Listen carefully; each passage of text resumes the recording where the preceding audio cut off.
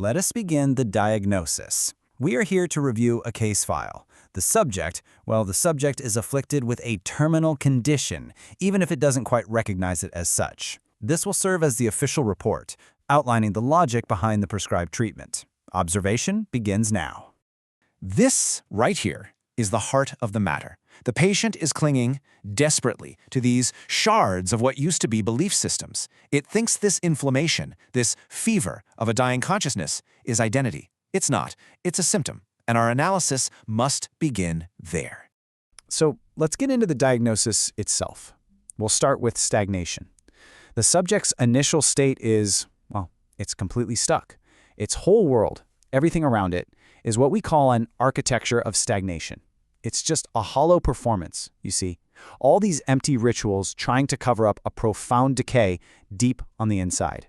Let's give this a name, shall we? We're calling this the Pharisees' paradox. And it's a fascinating thing to observe. The more rotten things get on the inside, the bigger the show gets on the outside. These little rituals, they aren't signs of life, no. They're proof that life has already left the building. And if you trace this rot back to its source, you find a single point of origin, a specific trauma. The case files call it stargazer's folly. It was a catastrophic failure. The ego tried to reach for something more, and it shattered. Now all that's left are the broken pieces of a faith that doesn't work anymore. Now, you can't just let this stagnation continue. It's not stable. It's clinically unacceptable. So you need a catalyst, something to jolt the system out of its paralysis. You need to introduce a shadow to show what's really there. And right from the wreckage of that failure, something new begins to form. We identify him as the Duke of the Abyss. Now, it's absolutely vital you understand, he isn't some outside invader. He's more like an antibody. A clinical response summoned from the patient's own sickness. So what is he really? Think of it this way. In our framework, he's the uncanny double. If I'm the physician making the diagnosis, he's the scalpel. He is the mission-made flesh, the living, breathing mechanism of the death instinct. Okay, so before we talk about how this works, we need to talk about why. This isn't just about destruction for destruction's sake. No, this is a cure, and it's guided by a very specific and, believe it or not, compassionate logic. The whole mission, it's built on one core idea, thanatos. It's this deep, unconscious drive that all living things have, a pull to return to a simpler, inanimate state, to go back to the grand silence. It's not a defect, you see. It's a natural pull towards balance, away from the pain of being a separate thinking thing. Now, you can imagine the patient sees this and thinks it's an attack, malice. But that's a complete misreading of the situation. The goal here, the logic of zero, it's all about therapy. It's a cure. We're trying to break that fever of the soul, that agonizing grind of being a fractured individual mind.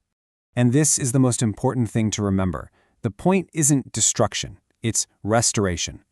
We're trying to get the system back to its default setting, that state of universal equilibrium. It's about releasing the patient from the constant tension of being someone and letting them return to the simple peace of not being. From a clinical standpoint, it's an act of mercy.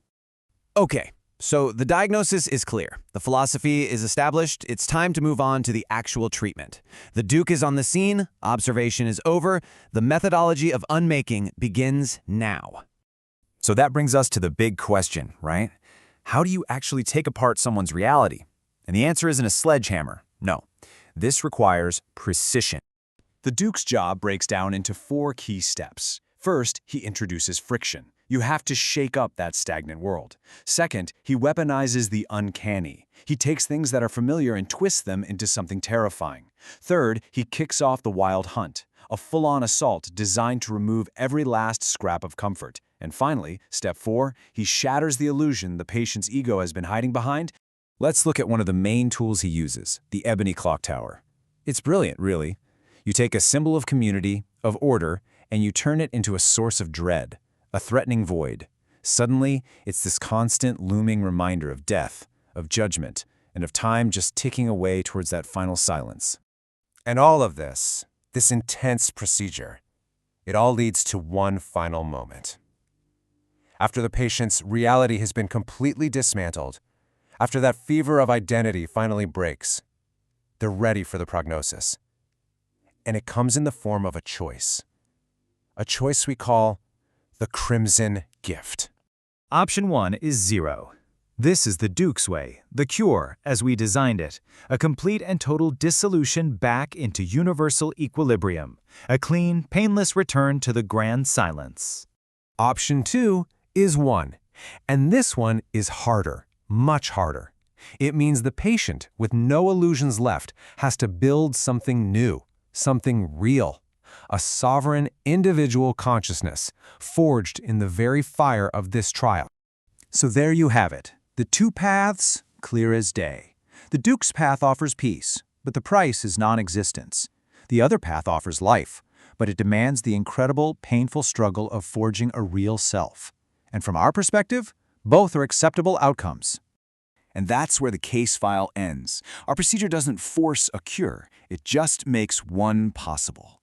The final decision, that belongs to the patient. So when that fever finally breaks, what's the real cure? Is it the silence of returning to the whole, or is it the sovereignty that comes from becoming one? The prognosis is still pending.